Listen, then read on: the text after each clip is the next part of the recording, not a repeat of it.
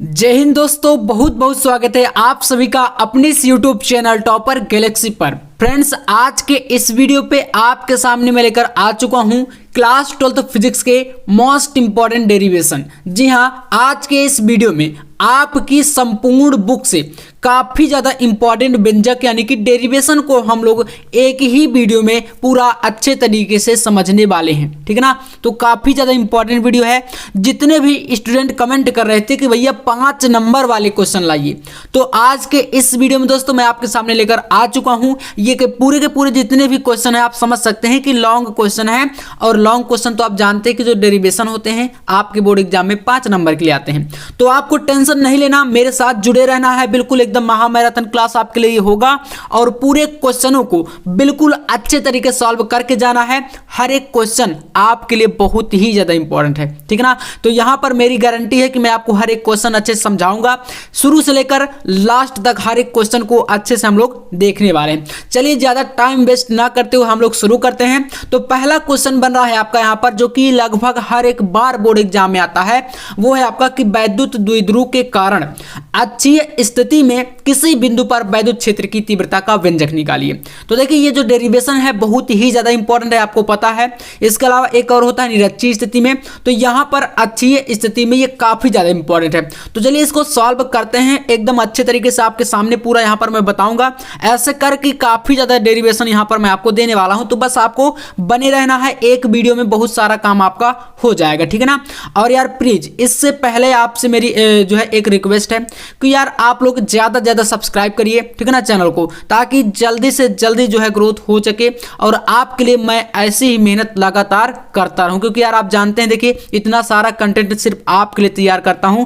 घंटों तक यहां पर इसको पहले लिखना पड़ता है, फिर उसके बाद आपके लिए देखिए एक डेढ़ घंटे पूरा रिकॉर्ड करता हूं, तो आप समझ सकते हैं ना मेहनत। तो चलिए यहां पर इस क्वेश्चन का आपको देना है आंसर। देखिए इसके लिए पहले क्या करेंगे, सबसे पहले आपको इसका एक यहां पर डायग्राम समझना है। देखिए पहले ये जानिए कि जो आपको बताना है कि अक्षीय स्थिति में निकालना है, तो यहां पर दोस्तों आपके सामने देखिए इस चित्र को बहुत अच्छे से आपको समझना है। ये जो अगर आपने जो मैंने बताया ये समझ लिया, तो जो ऊपर लिखा गया है वो चीज आप अच्छे समझ जाएंगे। यहां पर आपके पास ए और बी, ठीक है ना, ए और बी ये दो पॉइंट है जहां पर दो बिंदु आवेश हैं, जिसे आप लोग द्विध्रुव बोलते हैं ना। तो द्विध्रुव आप मतलब यही होता है कि दो बिंदु जो है प्लस क्यू और यहां पर माइनस क्यू आवेश वाला कोई निकाय होता है, जिसे आप लोग मतलब द्विध्रुव बोलते हैं। ठीक है ना, दो ध्रुव है यहाँ पर, एक प्लस क्यू और एक माइनस क्यू। अगर बात करें दोस्तों यहाँ पर ए से बी तक की दूरी यानी कि दो ध्रुवों के बीच की दूरी, तो यहाँ पर 2a है, या इसे यहाँ पर ध्यान दीजिएगा काफी जगह पर 2l भी लिखा जाता है, मतलब कि l मान सकते हैं लंबाई को, या आप लोग a मान लीजिए, तो हमने a लिखा है जैसे। ठीक है ना, तो अब आपको कंफ्यूज नहीं होना, यहां पर 2l भी लिख सकते हैं और 2a भी लिख सकते हैं। ठीक है ना, ये चीज हुई। अब इन दोनों ध्रुवों के मध्य बिंदु पर एक बिंदु O है, ठीक है ना, ये बिंदु आपका O है, जहां पर आप देख सकते हैं पूरी लंबाई आपकी 2a है। तो आप यहां पर जो ये O पॉइंट है, ये दोनों के बीच का मिड पॉइंट है, इसलिए यहां से O से A तक की जो दूरी होगी वो आपकी A हो जाएगी, या मैंने बताया कि L कर सकते हैं। ठीक है ना, और पूरी की बात करें तो आपकी 2a है और आधी आपकी A। तो इतना क्लियर हुआ। अब आइए O से R दूरी पर, यहां पर आप देख रहे हैं ना नीचे ये R जो दिख रहा है, O से R दूरी पर एक बिंदु P है, जहां पर हमें विद्युत क्षेत्र की तीव्रता ज्ञात करनी है। और ये हमारा जो है A के अनुदिश यहां पर बिंदु P जो है, इसे ही हम बोलते हैं अक्षीय स्थिति, या कहीं कहीं पर अनुदैर्घ्य स्थिति भी इसे बोला जाता है। ठीक है ना, तो हमें बिंदु P पर क्या निकालना है, विद्युत क्षेत्र की तीव्रता ज्ञात करनी है। तो यही इतना डायग्राम है। और अब चलिए आपको मैं बताता हूं कि लिखना कैसे है। ठीक है, तो यहां से आपका ये इसका निगमन हम करते हैं। देखिए लिखना है कि माना ए बी एक वैद्युत द्विध्रुव है, जैसा कि मैंने बताया यहां पर ए और बी क्या है, वैद्युत द्विध्रुव है। इसके बाद है कि जो प्लस क्यू और माइनस क्यू आवेश से मिलकर बना है। ठीक है ना, तो प्लस क्यू और माइनस क्यू आवेश यहां पर देख सकते हैं मिलकर बना है। ठीक है, पूरा द्विध्रुव। इसके बाद है यहां पर तथा ऐसे माध्यम में रखा है जिसका परावैद्युतांक k है, यानी कि k परावैद्युतांक के माध्यम पर ये रखा गया है। फिर आइए, उनके बीच की अल्प दूरी 2a है। ठीक है ना, अल्प दूरी मतलब यहां पर इनके बीच की ये दूरी जो है ये 2a है, दोनों द्विध्रुव के। इसके बाद यहां पर है कि मान लो द्विध्रुव के केंद्र यानी कि मध्य बिंदु O से प्लस Q आवेश की दूरी स्मॉल r है।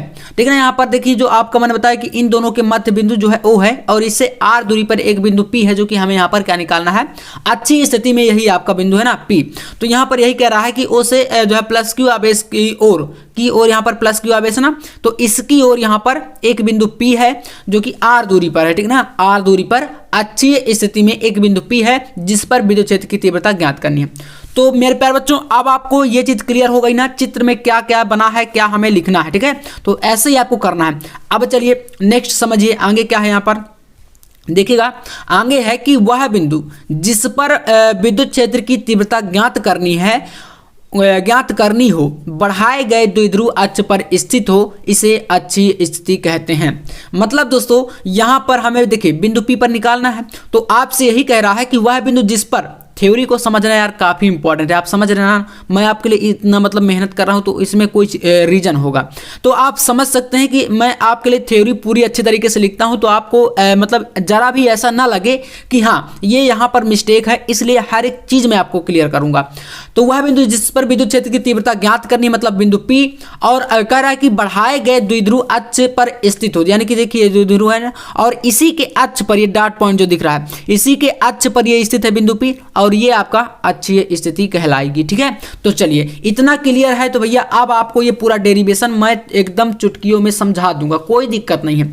फिर इसके बाद आपको लिखना है देखिए यहाँ पर कि तब बिंदु A पर स्थित प्लस Q आवेश के कारण बिंदु P पर, देखिए यहाँ पर आपको ये देखना, चित्र पे आइए, चित्र पे पहले सबसे पहले यहाँ पर आपसे कहा गया है कि तब बिंदु A पर, ये बिंदु A है ना, तो लिखना तब बिंदु A पर प्लस Q आवेश के कारण, बिंदु A पर कौन सा आवेश है, प्लस Q आवेश है, तो प्लस Q आवेश के कारण बिंदु P पर विद्युत क्षेत्र की तीव्रता। तो पता है आपको कि जो विद्युत क्षेत्र की तीव्रता होगी उसका फार्मूला होता है आपका E बराबर 1/4 pi epsilon not Q upon R square. ठीक है, R स्क्वायर। तो अब यहाँ पर अगर आप देखें तो AP के अनुदिश है, यहाँ पर देखिए ये A है और ये बिंदु P है, तो AP के अनुदिश है यानी कि आपका E1। ठीक है ना, ये आपका E1, तो AP के अनुदिश यहाँ पर E1 आपकी तीव्रता होगी, और जो आपका B है BP के अनुदिश आपकी E2 तीव्रता होगी। ठीक है ना, इतना क्लियर रहे। तो AP के अनुदिश आपका E1 तीव्रता है, और तीव्रता का फॉर्मूला आपने पहले ही पता है, आपको याद भी होगा। तो E1 equal to 1/4 pi epsilon not Q upon AP square. क्योंकि दोस्तों यहाँ पर AP स्क्वायर इसलिए लिखा गया है क्योंकि हमें दूरी ज्ञात नहीं है। ठीक है ना, तो देखिए यहाँ पर AP स्क्वायर समझिए कैसे निकलेगा। A और P, अगर हमें A से P तक की दूरी ज्ञात करनी है तो हम क्या करेंगे, देखिए यहाँ पर अगर आपको A से P तक की दूरी ज्ञात करनी है तो आप कर देंगे OP माइनस OA, यानी कि देखिए O से P तक की पूरी दूरी, ठीक है ना, O से P तक की पूरी दूरी कितनी है, R है। तो अब इस पूरी दूरी से अगर आप OA को निकाल देंगे तो बचेगा कितना, AP बचेगा। ठीक है ना, जैसे O से P तक की पूरी दूरी से आप O से A तक की दूरी निकाल दीजिए इधर, तो अब आप इधर कितना बचा, A से P तक की दूरी, तो बस AP ही आपको निकालना है, तो कर देंगे OP माइनस OA बराबर AP। तो यही चीज यहाँ पर की गई है, देखिए AP equal to OP minus OA यानी R माइनस A, तो AP की जगह पर आपका R माइनस A आ गया। तो नेक्स्ट स्टेप में क्या लिखा गया है, देखिए E1 equal to 1/4 pi epsilon not Q upon AP की जगह पर हो गया R माइनस A, यानी कि R माइनस A का होल ऑफ स्क्वायर। तो इसको हम मान लेंगे फर्स्ट इक्वेशन यानी कि समीकरण 1। इतना क्लियर है दोस्तों। चलिए अब इसके बाद अब आपको आना है कि इसी प्रकार बिंदु B पर स्थित माइनस Q आवेश के कारण बिंदु P पर विद्युत क्षेत्र की तीव्रता। जैसे दोस्तों हमने बिंदु A पर यानी प्लस Q आवेश का तीव्रता निकाले हैं, वैसे ही अब आपको यहाँ पर बिंदु P पर जो है माइनस Q आवेश का तीव्रता निकालनी है। तो इसके लिए क्या करेंगे, देखिए यहाँ पर मैंने बताया कि इसके लिए आपका BP के अनुदिश जो है तीव्रता E2 हो जाएगी। तो यहाँ पर आपको लिखना है E2 equal to 1/4 pi epsilon not Q upon BP square. यहाँ पर जो दूरी होगी आपकी ये BP हो जाएगी। ठीक है, क्योंकि हम माइनस Q के लिए ले रहे हैं तो ये BP हो जाएगी। अब आइए BP स्क्वायर है ना यहाँ पर, तो BP के अनुदिश है, तो अब BP की आप लोग कैसे यहाँ पर देखिए दूरी निकालेंगे, BP का मान कैसे निकालेंगे, तो BP के लिए आप लिखेंगे यहाँ पर BP equal to OP plus OB। देखिए OP प्लस OB, तो O से P तक की पूरी दूरी कितनी है, ओ से पी तक की पूरी दूरी आर है और ओ से बी तक की दूरी कितनी हो जाएगी, ओ से बी तक की, तो बोलेंगे भैया ए हो जाएगी, क्योंकि पूरी दूरी आपकी 2a है और ये मध्य पॉइंट है, तो यहां से आधी दूरी आपकी ए हो गई। तो OP प्लस OB बराबर पूरा आपका BP है ना, तो समझ गए ना। तो यहां पर R प्लस स्मॉल ए, ठीक है। तो अब यहां पर हो गया ये जो BP हो जाएगा R प्लस स्मॉल ए हो जाएगा। बस इसके बाद आप यहाँ पर क्या करेंगे, देखिए लिख देंगे E2 equal to 1/4 pi epsilon not Q upon, और BP की जगह पर हमने निकाला है R प्लस ए, तो यहाँ पर R प्लस ए हो गया। अब इसमें यहाँ पर ध्यान दीजिएगा स्क्वायर लगा, तो इसलिए ये स्क्वायर हो जाएगा, ठीक है ना। तो इसको समीकरण 2 मान लेंगे। अब इतना चीज अगर आपको क्लियर है मेरे दोस्तों, तो बहुत ही अच्छा आपका यहाँ पर डेरिवेशन जाने वाला है। E1 और E2 हमारा निकल आया, दोनों समीकरण हमने निकाल लिए। फिर इसके बाद आप लिखेंगे कि E1 और E2 एक ही रेखा के अनुदिश विपरीत दिशा में कार्य करते हैं। देखिए अगर आप यहां पर देखें तो जो E1 है ये आपका इस दिशा में है, जा रहा है, ठीक है ना, AP के अनुदिश जा रहा है, और जो E2 है ये BP के अनुदिश है, तो मतलब इस डायरेक्शन में है, ठीक है ना, जस्ट अपोजिट है एक दूसरे के ये। तो जब ये अपोजिट यानी कि विपरीत है, तो यहाँ पर क्या होगा, देखिए जब अपोजिट कार्य कर रहे हैं, विपरीत दिशा में कार्य कर रहे हैं, तो यहाँ पर हो जाएगा तथा E1 ग्रेटर देन E2, ठीक है ना, E1 ग्रेटर देन E2, इतना आपको कर देना है। फिर आइए यहाँ पर इन दोनों का परिणामी निकालेंगे। तो अतः बिंदु P पर परिणामी विद्युत क्षेत्र की तीव्रता E बराबर E1 माइनस E2, ठीक है ना। तो परिणामी तीव्रता हमारी E निकल के आई, तो यहाँ पर E1 माइनस E2 हो जाएगा, ठीक है ना, जो कि AP के अनुदिश होगा। अब इसके बाद आइए यहाँ पर मैं आपको सॉल्व करके दिखाता हूँ, क्योंकि ये बहुत ही ज़्यादा यार इंपॉर्टेंट है, आप ये समझ के चलिएगा, ठीक है ना। तो बिल्कुल इसको अन्यथा में आपको नहीं लेना, बहुत ही महत्वपूर्ण है पूरा डेरिवेशन, एकदम लॉन्ग में एक ही क्वेश्चन ये आता है। तो चलिए E का मान आप कैसे निकालेंगे, यहाँ पर क्या करना है, देखिए जो आपने E बराबर E1 माइनस E2 किया है, तो E1 की वैल्यू फिर आपको माइनस करके E2 की वैल्यू। तो चलिए E1 का वैल्यू कितना है फिर उसको देखते हैं हम लोग यहाँ पर। तो यहाँ पर लिखेंगे E इक्वल टू E1 का मान आपके पास ये है, तो लिखेंगे E1 का वैल्यू यहाँ पर 1/4 पाई एप्सिलॉन नॉट, और यहाँ पर क्या है Q अपान R माइनस ए का होल ऑफ स्क्वायर, ठीक है ना, इतना है। फिर आपका ये E1 हो गया, और फिर आपका फार्मूले में क्या था, यहाँ पर सूत्र में देख सकते हैं E2 है ना, E1 माइनस E2, तो E1 का मान रख दिए, अब आपका माइनस करके E2 का वैल्यू। तो चलिए E2 का वैल्यू आपके पास ये है, तो अब इसको चलिए यहाँ पर रखते हैं। देखिए यहाँ पर क्या करना है, आपको रख देना है E2 का मान। तो यहाँ पर रखेंगे तो E2 का वैल्यू कितना है 1/4 पाई एप्सिलॉन नॉट, और Q upon R1 plus R2 का whole of square, R1 plus A है, सॉरी R1 प्लस ए का होल ऑफ स्क्वायर, ठीक है ना। तो ये E1 और E2 की वैल्यू हो गई, जो कि आपका फार्मूला है। अब इसको क्या करना है, आपको पूरा सॉल्व करना है। चलिए अब यहाँ से आपका स्टार्ट होता है पूरा कैलकुलेशन। यहाँ पर अब आपको बहुत ही ध्यान से समझना है, क्योंकि काफ़ी सारे बच्चे कैलकुलेशन में मिस्टेक करते हैं। तो क्या करेंगे, देखिए अब यहाँ से आपको समझ आ रहा है ना कुछ चीज़ें। तो इसमें सबसे पहले आपको क्या करना है, देखिए यहाँ पर आपको लिखना है E बराबर, अब इसमें देखिए Q आपका ये है और यहाँ पर भी Q है, यहाँ पर भी 4 पाई एप्सिलॉन नॉट है और इसमें भी 4 पाई एप्सिलॉन नॉट है। तो Q upon 4 pi epsilon not दोनों से कॉमन हो रहा है, तो क्या करेंगे, बाहर ले लेंगे हम लोग Q upon 4 pi epsilon not. बचा कितना अंदर, तो यहाँ पर बचा 1 अपान कितना बचा R माइनस ए, तो R माइनस ए का होल ऑफ स्क्वायर ये बचा। और इसमें आइए तो यहाँ पर क्या बच रहा है, देखिए तो बोलेंगे भैया यहाँ पर भी बच रहा है 1/R प्लस ए, यहाँ पर R प्लस ए का होल ऑफ स्क्वायर, ठीक है ना, इतना बचा। तो ये चीज़ क्लियर है ना। चलिए नेक्स्ट स्टेप देखिए अब क्या होगा। तो अब भैया यहाँ पर इन दोनों का एलसीएम हम लेंगे, ठीक है। तो बहुत अच्छे से आपको समझना है, बहुत यहाँ पर बेसिक चीज़ से आपको मैं देखिए चीज़ें समझा रहा हूँ। तो यहाँ पर हो जाएगा E बराबर क्या होगा, E इक्वल टू, देखिए यहाँ पर ये तो आपका वही रहेगा, कॉमन है, तो Q upon 4 pi epsilon not, ठीक है। इधर आइए, अब यहाँ पर क्या होगा भैया, इन दोनों का हमें क्या लेना है, एलसीएम लेना है।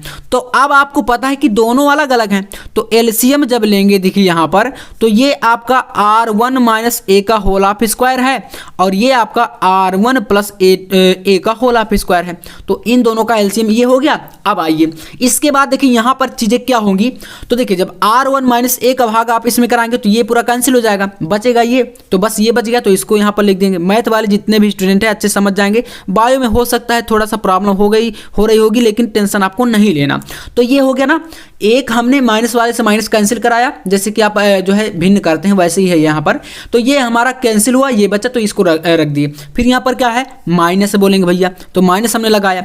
फिर r1 प्लस ए स्क्वायर से ये वाला कैंसिल हुआ, तो बचा क्या, ये वाला बच गया। तो यहाँ पर आपका r माइनस ए का होल ऑफ स्क्वायर, ये इतना नेक्स्ट स्टेप में आ गया इतना। चलिए अब इसके बाद देखिए क्या होगा, तो बोलेंगे भैया यहाँ पर फिर से करेंगे E बराबर Q/4πε0। काफ़ी महत्वपूर्ण है यार, समझ लीजिएगा, बहुत ही ज़्यादा इंपॉर्टेंट है आपके लिए। अब आइए देखिए इसके बाद क्या होगा यहाँ पर। इसके बाद ये क्या बन रहा है, देखिए a प्लस बी का होल ऑफ स्क्वायर, स्क्वायर लगा है ना, a प्लस बी का होल ऑफ स्क्वायर यहाँ पर बन रहा है। तो a प्लस बी का होल ऑफ स्क्वायर क्या होता है, a स्क्वायर यानी कि r square plus B square यानी कि a स्क्वायर जो है उसी के हिसाब से, प्लस 2ab होता है यानी कि 2ra हो जाएगा यहाँ पर, है ना, इतना हुआ। फिर इसके बाद यहाँ पर माइनस है, इसको भी खोलेंगे इसी प्रकार से a माइनस बी का होल ऑफ स्क्वायर से, क्योंकि यहाँ पर माइनस है बीच में। तो a माइनस बी का होल ऑफ स्क्वायर से जब खुलेगा तो यहाँ पर बीच में माइनस है, तो इसको यहाँ पर क्या करना है, ब्रैकेट लगा देना है आपको, ठीक है ना, क्योंकि माइनस अब आपका अंदर जाएगा तो चिन्ह बदलेंगे। तो यहाँ पर इसको करेंगे जब, तो देखिए क्या होगा यहाँ पर आर स्क्वायर प्लस यहाँ पर ए स्क्वायर, बी स्क्वायर में क्या होता है यहाँ पर a square plus B square minus 2ab, इस प्रकार से होता है ना फार्मूला, a माइनस बी का होल ऑफ स्क्वायर। तो यहाँ पर R square plus A square minus 2ra, ठीक है ना, माइनस और यहाँ पर क्या है 2ra, क्योंकि 2ab होता है तो 2ra, ये ब्रैकेट हुआ। और फिर आपको यहाँ पर पूरा खत्म हो जाएगा, नीचे वाला आपको वैसे ही यहाँ पर रख देना है। तो नीचे वाले में आइए, देखिए अब अगर आप देखें नीचे वाले में, तो ये क्या है, ये a माइनस बी का होल ऑफ स्क्वायर है। तो यहाँ पर इनटू में क्या है, a प्लस बी का होल ऑफ स्क्वायर है। जब ये दोनों आपके यहाँ पर इस प्रकार से होते हैं तो यहाँ पर एक फार्मूला लगता है, जो कि यहाँ पर आपको लगा देना है। क्या करना है, इस प्रकार से यहाँ पर कर देना है कि r माइनस a और यहाँ पर आपका क्या है r प्लस ए, और दोनों का क्या कर देना है, होल ऑफ स्क्वायर करा देना, ठीक है ना। तो इन दोनों का ये बन गया, ठीक है। तो जैसे कि आप जानते हैं ना कि a प्लस बी जो कि होता है a square minus B square बराबर a माइनस बी और a प्लस बी, तो वैसे यहाँ पर ये फार्मूला इन दोनों का रूप ये हो गया, ठीक है, इतना क्लियर है। अब आइए नेक्स्ट स्टेप क्या होगा, देखिए एक भी स्टेप मिस मत करिएगा वरना भूल सकता है आपको, थोड़ा सा प्रॉब्लम हो जाए फिर।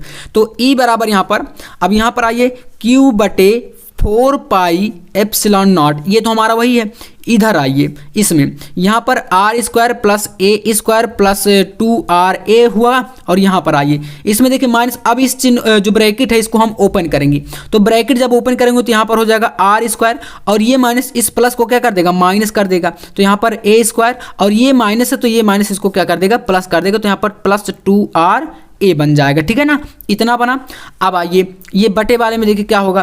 तो बटे वाले में क्या है, यहाँ पर आपको क्या करना है, ये हमारा a माइनस बी और ये क्या है a प्लस बी, ठीक है ना। तो a माइनस बी और a प्लस बी में आपको पता है कि ये होता है a square minus B square के बराबर, है ना, a square minus B square के बराबर। तो इसलिए यहाँ पर आपका हो जाएगा r square minus a square, यहाँ पर होल ऑफ स्क्वायर है ना, तो दोनों का कर देंगे आप होल ऑफ स्क्वायर, इतना हुआ। चलिए अब इसके बाद देखिए आप समझ रहे हैं कि यहाँ पर प्लस माइनस के कैंसिल हो जाएंगे। आर स्क्वायर प्लस का है, आर स्क्वायर माइनस का ये कैंसिल, ए स्क्वायर प्लस का है, ए स्क्वायर माइनस का ये कैंसिल, बचा कितना 2ra और प्लस 2ra, तो दोनों हमारे यहाँ पर जुड़ जाएंगे। अब तो देखिए इसके बाद अगला स्टेप यहाँ पर आएगा E इक्वल टू Q/4πε0, और यहाँ पर भैया बचा 2ra प्लस 2ra यानी कि ये बना हमारा 4ra, ठीक है ना।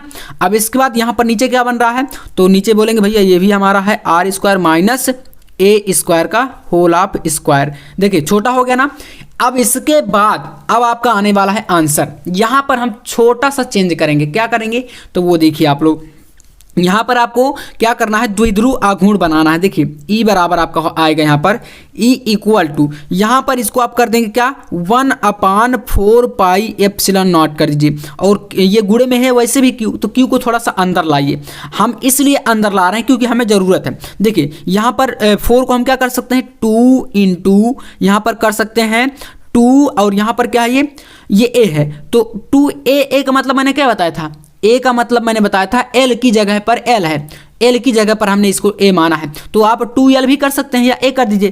तो 2a इंटू, और q है आपके गुण में तो q और इंटू r, इतना करिए। इसके बाद आइए यहाँ पर बट्टे में क्या है आपका R square minus A square. बहुत ही शिद्दत से आपको समझना है, मैं गारंटी लेता हूं कि आपको पूरा समझ में आएगा। देखिए यहाँ पर अब इसमें देखिए हमारा द्विध्रुव जो होता है, द्विध्रुव आघूर्ण P बराबर क्या होता है, Q इंटू 2a, ठीक है, Q इंटू 2a या 2l, वही होता है ना, L की जगह पर हमने a माना है, तो Q इंटू 2l होता है या Q इंटू 2a बराबर हमारा P होता है, जो कि द्विध्रुव आघूर्ण है। तो अब आप Q इंटू 2a की जगह पर क्या कर सकते हैं, P लिख देंगे, बोलेंगे भैया इसको, है ना, P लिख देंगे। तो चलिए अब इसको P लिखते हैं हम लोग। नेक्स्ट स्टेप में आइए, यहाँ पर आपको लिखना है E बराबर 1/4 पाई एप्सिलॉन नॉट, और यहाँ पर आपका हो जाएगा देखिए इंटू 2 है ना, 2 हो गया।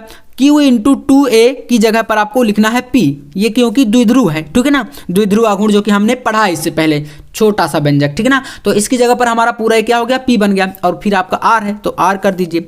फिर आप इसमें आइए, यहाँ पर क्या करना है बच्चों, आपको लिख देना है यहाँ पर शॉर्ट में बगल में कि यदि A हमारा यहाँ पर लेस देन हो, वेरी वेरी लेस देन हो R, यानी कि हमको A को क्या करना है, यहाँ पर नगण्य कर देना है, इसकी उपेक्षा कर देनी है, ठीक है। तो हम ऐसा क्यों कर रहे हैं, हमें इसकी जरूरत है यहाँ पर, क्योंकि एक वैल्यू को आपको मिसिंग करना है, यहाँ से हटा देना है। तो अब आप A very very less than R कर दीजिए, तो हमारा A का जो वैल्यू है वो हमारा शून्य हो जाएगा, ठीक है ना। तो A स्क्वायर हमारा क्या हो जाएगा, यहाँ पर 0 पड़ जाएगा, ठीक है ना, चाहे स्क्वायर हो चाहे कुछ भी हो, क्योंकि A को हम 0 जब करेंगे, हमारा सबसे छोटा मान लेंगे, उपेक्षा कर देंगे, तो ये हमारा हट जाएगा, बचेगा कितना, R स्क्वायर। R स्क्वायर के ऊपर भी स्क्वायर है, तो यहाँ पर बन जाएगा आपका R के पावर 4, ठीक है ना, क्योंकि यहाँ पर भी स्क्वायर है और यहाँ पर पहले से स्क्वायर लगा है, तो यहाँ पर ये R के पावर 4 हो गया।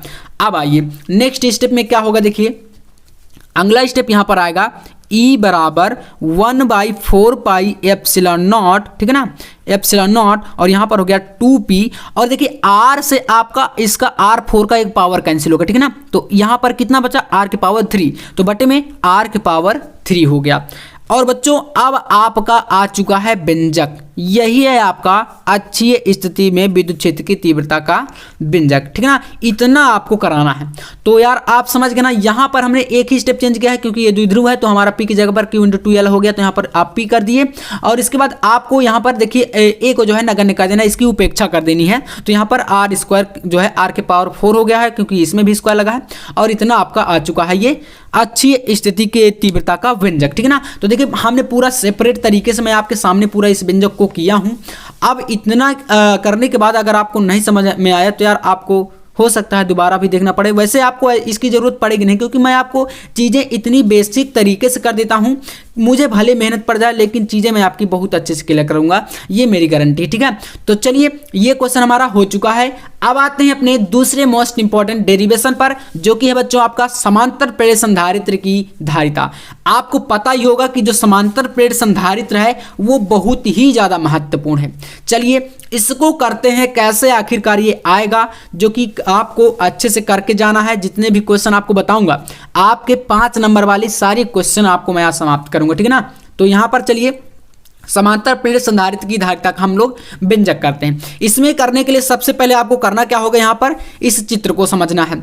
चित्र में क्या है, आपको मैं जो चीज़ें बताऊंगा वही यहाँ पर आपको लिखना होता है। थ्योरी आपको मैं इसलिए पहले बता देता हूँ कि आप एक बार अगर चित्र को समझ गए तो थ्योरी अपने आप आ जाएगी आपको, ठीक है ना, क्योंकि मैं ही आपको इसी तरीके से आपको मैं बता रहा हूँ कि जैसे कि मैं खुद भी पहले तैयार करता था, ठीक है ना। जैसे हमने जब बोर्ड एग्जाम दिया था तो मेरा मानना ये रहता है कि अगर मुझे तैयार हो सकता है तो जिस तरीके से मैं करता हूं तो आपको भी हो जाएगा, मेरी गारंटी। इसमें देखिए यहां पर 2 प्लेटें हैं, ठीक है ना, एक आपकी ये एक्स प्लेट है यहाँ पर और एक आपकी वाई प्लेट है। 2 प्लेटें हैं और यहाँ पर एक जो पहली आपकी एक्स प्लेट है ये धनावेशित है, यहाँ पर प्लस प्लस चार्ज आपको दिख रहा है ना, तो एक्स प्लेट हमारी क्या है, प्लस क्यू आवेशित में दिया गया है, यानी कि धनावेशित है। और जो आपकी यहाँ पर वाई प्लेट है इसमें माइनस चार्ज है, ठीक है ना, और इसका जो संबंध है हमारी वाई प्लेट का माइनस वाली का, इसका हम पृथ्वी से कर देते हैं। ये आपका जो इस प्रकार से जो है आपको दिख रहा है ना, इस या मतलब क्या है, पृथ्वीकृत, या पृथ्वी से इसको संबंधित कर देते हैं, ठीक है ना, इस प्रकार से। तो यहाँ पर आप पृथ्वीकृत इस प्रकार से लिख सकते हैं। तो ये हमारा यहाँ पर संबंधित है दूसरी वाली प्लेट, और इन दोनों प्लेटों के मध्य की जो दूरी है वो क्या है, स्मॉल डी है। इतना है। तो यहां पर देखिए क्या लिखा गया, माना ए और बी समांतर प्लेट संधारित्र की दो प्लेटें हैं जिनके बीच की दूरी स्मॉल डी है, ठीक है ना। अब तथा उनमें से प्रत्येक का क्षेत्रफल ए है, ठीक है ना, प्रत्येक प्लेट का क्षेत्रफल कितना है आपका ए है। इसके बाद यहां पर आपको लिखना है दोनों के मध्य के परावैद्युतांक वाला माध्यम है, दोनों के मध्य क्या है, के परावैद्युतांक का कोई माध्यम है। इतना चीज क्लियर है ना, चित्र भी आपको क्लियर है, स्क्रीनशॉट भी आप ले सकते हैं। इसके बाद आइए यहां पर आपको लिखना है कि प्लेट ए को प्लस क्यू आवेश देने पर, देखिए आपके सामने है पूरा प्लेट ए जो है आपको, इसको हमने क्या किया है, प्लस क्यू आवेश यहां पर दिया गया है।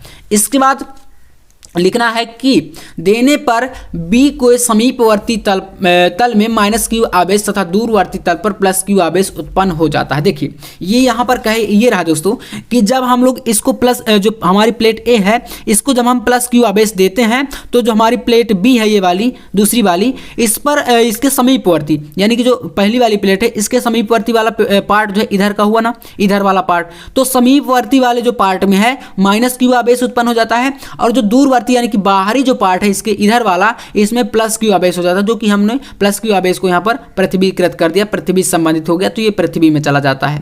ठीक है, चलिए यही चीज यहाँ पर बताई गई है, दूरवर्ती तल पर प्लस क्यू आवेश उत्पन्न हो जाता है जबकि प्लेट बी के दूसरे तल का संबंध पृथ्वी से होता है, इसलिए प्लस क्यू आवेश हमारा पृथ्वीकृत हो जाता है, जो कि मैंने बता दिया कि बाहर वाला जो आवेश हमारा प्लस प्लस है ना बाहर का, ये पृथ्वी से संबंधित, इसलिए पृथ्वीकृत ये हो गया। क्लियर है। चलिए इसके बाद यहां पर आपको क्या करना है, लिखना है कि प्लेटों पर आवेश का पृष्ठ घनत्व। देखिए जो प्लेटों का जो है यहां पर पृष्ठ घनत्व जो होता है, पृष्ठ घनत्व का मतलब ये है कि किसी प्लेट के एकांक क्षेत्रफल पर जो पूरा का पूरा आवेश होगा ना वही आपका होता है पृष्ठ आवेश घनत्व। ठीक है ना, ये हमारा पृष्ठ घनत्व जो है हमने चैप्टर 1 में पढ़ा है, तो इसको सिग्मा से डिनोट करते हैं। तो यहाँ पर आपको लिखना है प्लेट पर पृष्ठ आवेश घनत्व यानी सिग्मा बराबर Q/A, मतलब पूरे के पूरे क्षेत्रफल, ए का मतलब क्या है, कोई क्षेत्रफल या एरिया प्लेट का, तो किसी प्लेट का पूरा एरिया पर जो आवेश होगा उसे हम बोलते हैं आवेश का पृष्ठ घनत्व ना, प्लेट का जो है आवेश का पृष्ठ घनत्व। तो ये आपका हो जाएगा सिग्मा इक्वल टू Q/A। ठीक है ना, ये हुआ हमारा पृष्ठ घनत्व। इसके बाद आपको लिखना है कि प्लेटों के बीच में किसी बिंदु पर वैद्युत क्षेत्र की तीव्रता। देखिए आपको क्या करना है, प्लेटों के बीच में आपको क्या करना है, जो मतलब जो है विद्युत क्षेत्र की तीव्रता जो आपको ज्ञात करनी है, तो आपको मतलब प्लेटों के बीच में ज्ञात करना है। इसके लिए आपका ये E बराबर यानी कि विद्युत क्षेत्र की तीव्रता जो होती है ये E बराबर होती है आपकी सिग्मा अपॉन एप्सिलॉन नॉट। ठीक है, सिग्मा अपॉन एप्सिलॉन, जो कि एप्सिलॉन नॉट इक्वल टू यहाँ पर आपका होता है के एप्सिलॉन नॉट। ठीक है ना, और परावैद्युत की वैद्युतशीलता है ये। ठीक है ना, जो एप्सिलॉन है ये क्या है, परावैद्युत पदार्थ की वैद्युतशीलता है। तो इतना चीज अगर आपका क्लियर है तो अब आपका यहां से पूरा का पूरा आंसर आने वाला है। ठीक है ना, चलिए इतना करने के बाद आपको यहाँ पर एक चीज़ ये लिखनी है कि हमारा जो E बराबर है ये क्या है, सिग्मा अपॉन एप्सिलॉन है। तो इसके लिए आपको क्या करना है, यहाँ पर एप्सिलॉन का वैल्यू इसमें रख देना है। कैसे रखेंगे, देखिए यहाँ पर E बराबर क्या है, E बराबर बोलेंगे भैया सिग्मा अपॉन एप्सिलॉन है। तो अब आपको पता है कि यहाँ पर सिग्मा का मान क्या है, Q/A है। क्या है, Q/A है। ठीक है ना, Q/A है और बटे में क्या है, एप्सिलॉन है। एप्सिलॉन का वैल्यू क्या है, K एप्सिलॉन नॉट है। तो बोलेंगे भैया इसके बटे में लिखेंगे K एप्सिलॉन नॉट, है ना, इतना हुआ। तो अब यहाँ से E का मान क्या आ जाएगा, तो बोलेंगे कि E का मान आपका यहाँ से आ जाएगा Q/ और यहाँ पर आपका हो गया क्या, यहाँ पर हो गया आपका K और A, K epsilon not A, ये हुआ हमारा इसका पूरा E का मान। तो E का मान आपके पास ये आ चुका है। ठीक है ना, इस प्रकार से। तो अभी यहाँ पर लिख लीजिए एक बार, E बराबर आपका Q/K एप्सिलॉन नॉट A, ये इतना हो चुका है। ठीक है, इस प्रकार से। इसके बाद ये चीज क्लियर है ना, E का मान हमारा यहाँ से निकल आया। अब इसके बाद आपको यहाँ पर लिखना है कि माना दोनों प्लेटों के बीच विभवांतर V वोल्ट है। ठीक है ना, जो हमारी ये दोनों प्लेटें हैं इन दोनों के बीच अगर हम मान लें कि विभवांतर हमारा V है, ठीक है ना, V वोल्ट है, तो इनके बीच की जो दूरी है वह D है। यानी कि दोनों प्लेटों के जो हमारा विभवांतर है अगर V है और दोनों के बीच की दूरी हमारी क्या है, स्मॉल d है, तो यहाँ पर प्लेटों के बीच वैद्युत क्षेत्र जो होगा आपका E बराबर V/D हो जाएगा। क्या होगा, E बराबर V अपॉन डी। इतना तो चीज़ आपको क्लियर होगी, है ना। जैसे कि मैंने बताया कि आपका ये एक निकल के आए E, ठीक है ना, प्लेटों का वैद्युत क्षेत्र की तीव्रता। अब आपको पता है कि अगर हम मान लें कि हमारा प्लेटें जो है, प्लेटों के बीच जो वैद्युत क्षेत्र विभवांतर है सॉरी, वो भी वोल्ट का है और इनके बीच की दूरी अगर d है तो हमारा प्लेटों के बीच जो वैद्युत क्षेत्र होगा वो आपका E बराबर V अपॉन डी हो जाएगा। ये चीज़ तो क्लियर है। अब आपको पता है कि अगर आप यहाँ से V का मान निकालना चाहें तो कैसे आएगा, V का मान हमें निकालना है तो D को हम E के गुणे में ले जाएंगे, तो V बराबर हमारा क्या हो जाएगा, E इंटू डी हो जाएगा। चीज क्लियर है ना। तो अब आपको E का मान जब यहाँ पर दिया गया है तो आप समीकरण 1 से E का मान उठा के यहाँ पर रख दीजिए, रख देंगे ना। चलिए यहाँ पर थोड़ा सा आप पहले लिख दीजिए कि समीकरण, इसलिए मैंने आपको यहाँ पर बता दूं कि समीकरण 1 हमने माना है, समीकरण 1 ये हमारा है ना, तो समीकरण 1 से E का मान रखने पर, ठीक है ना दोस्तों, रखने पर, तो हमने देखिए यहाँ पर E का मान इसमें रख देना है आपको। तो अब देखिए जब आप E का वैल्यू यहाँ पर रखेंगे तो V बराबर E का वैल्यू कितना है, E का मान बोलेंगे भैया Q/K एप्सिलॉन नॉट A, इतना है, और गुणे में आपका इंटू में क्या है, ऊपर D है, तो बस ये हमारा V बराबर आ चुका है। अब इतना जब आया तो आपको धारिता निकालनी है समांतर प्लेट संधारित्र की। तो अब आपको यहाँ पर क्या लिखना है, संधारित्र की धारिता। तो इसका फार्मूला आपको पता है, संधारित्र की धारिता, इसको हम धारिता को C से डिनोट करते हैं, ध्यान दीजिएगा, धारित्र की धारिता C बराबर होता है आपका Q/V, ठीक है ना, C बराबर Q अपॉन V, ये फार्मूला होता है संधारित्र की धारिता का। तो अब दोस्तों यहाँ से आने वाला है आपका आंसर, कैसे, तो देखिए C बराबर कितना है, Q/V, तो V का मान कितना है आपके पास, आप देख रहे हैं ना V का मान, तो इस पूरी वैल्यू को आप V की जगह पर, यानी कि इस V की जगह पर यहाँ पर बटे में रख देना है। तो बटे में क्या है, Q इंटू डी है, तो Q इंटू डी हो गया, और जो आपका K एप्सिलॉन नॉट ये बटे में रहेगा तो ये ऊपर पलट के जाएगा, आपको पता है बटे की चीज़ हमेशा ऊपर जाती है, तो यहाँ पर गुणे में क्या जाएगा, बोलेंगे भैया K epsilon not into D A, ये हमारा गुणे में चला जाएगा, इतना गया ना। तो अब Q से Q आपका गया, कैंसिल हो गया, तो बचा कितना, तो बोलेंगे C बराबर बचेगा K epsilon not D A है ऊपर, A है ना, तो A आप ध्यान दीजिएगा, ये A है, 2 बार मिस्टेक हो गई यार, तो ये A हो गया ऊपर, और बटे में क्या बचा है, D बच गया।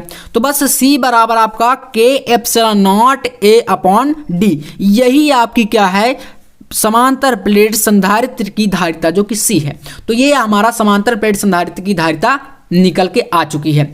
अब दोस्तों अगर आप चाहें यहाँ पर K का मान भी रख सकते हैं, क्योंकि आपको पता है कि वायु या निर्वात में आपका यहाँ पर जो हमारा ये नियतांक है वायु निर्वात में, यहाँ पर आपका K बराबर 1 हो जाता है। तो K इक्वल टू आप जब 1 कर देंगे तो यहाँ पर C का मान क्या आएगा, C बराबर आ जाएगा epsilon not A upon D, ये भी एक सूत्र आपका बन के आएगा।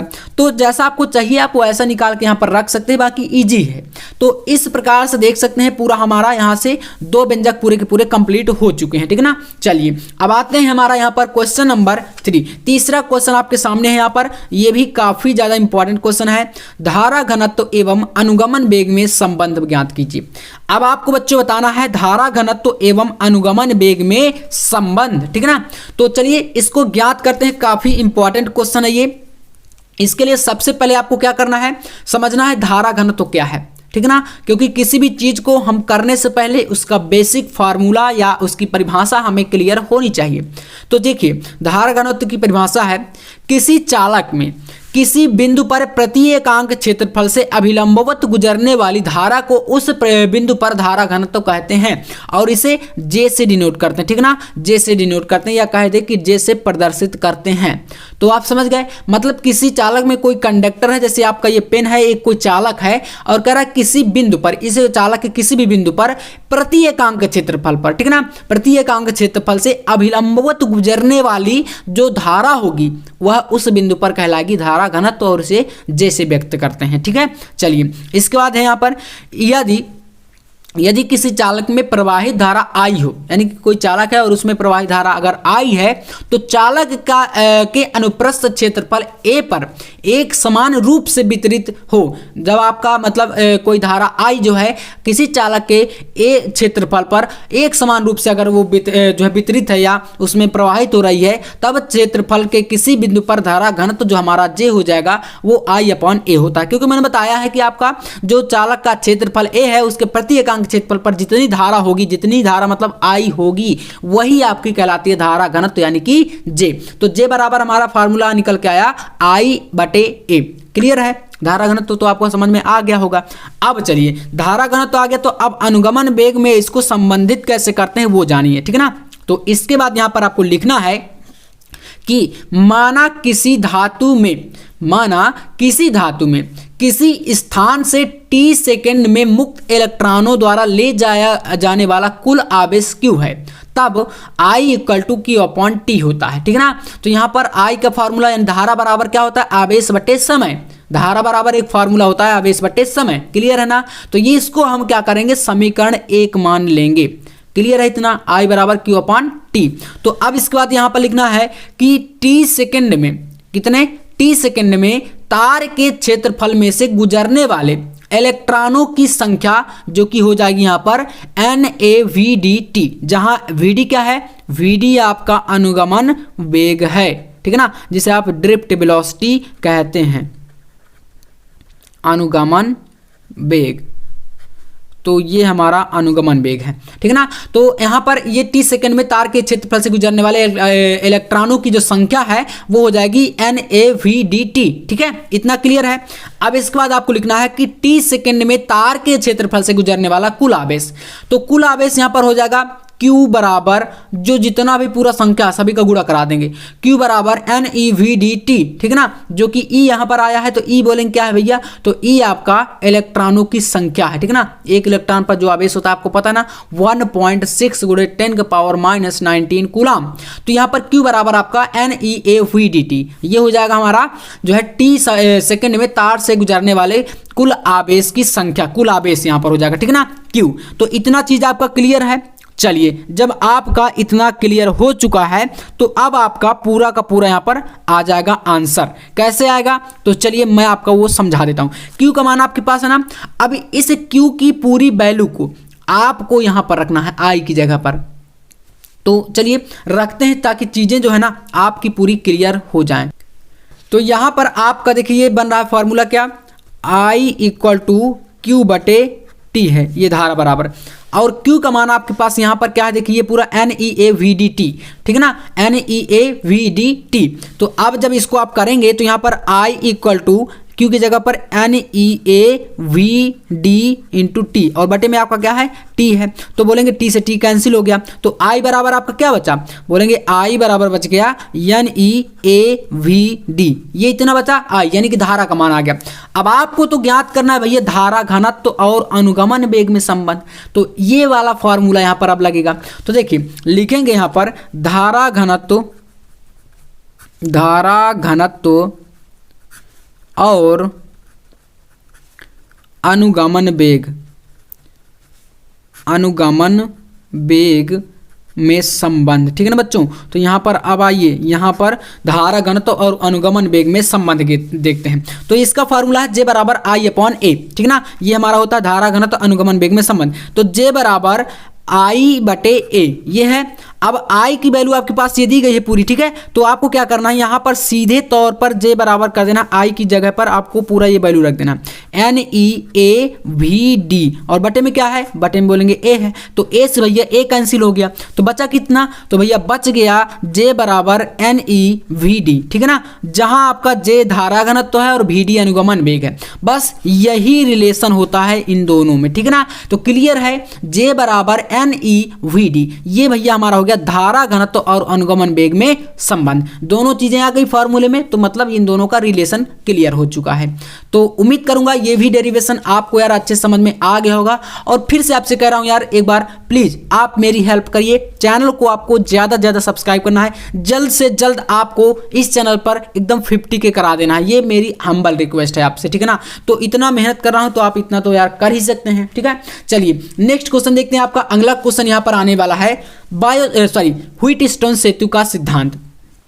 देखिए आपको क्लियर है, किरचॉफ के नियम जब आप पढ़ेंगे तो वहां पर आपको ये जरूर मिलेगा। तो व्हीटस्टोन सेतु आपके लिए बहुत ही ज्यादा इंपॉर्टेंट है और इसको मैं आपके सामने पूरा भी कराने वाला हूं। चलिए यहां पर पहले समझिए इस डायग्राम को, ये चित्र जो बना है ना, आपको यहां पर इसको समझना है। यहां पर आपको वैसे ये समझ में आ भी जाएगा। देखिए क्या करना है, यहां पर ABCD ये एक चतुर्भुज है, ठीक है ना, ABCD। यहां पर इस चतुर्भुज में यहां पर जो प्रतिरोध जुड़े हैं, एक आपका P प्रतिरोध है, Q है, R है, S है, ठीक है ना, RS। तो यहाँ पर 4 प्रतिरोध जोड़े गए हैं।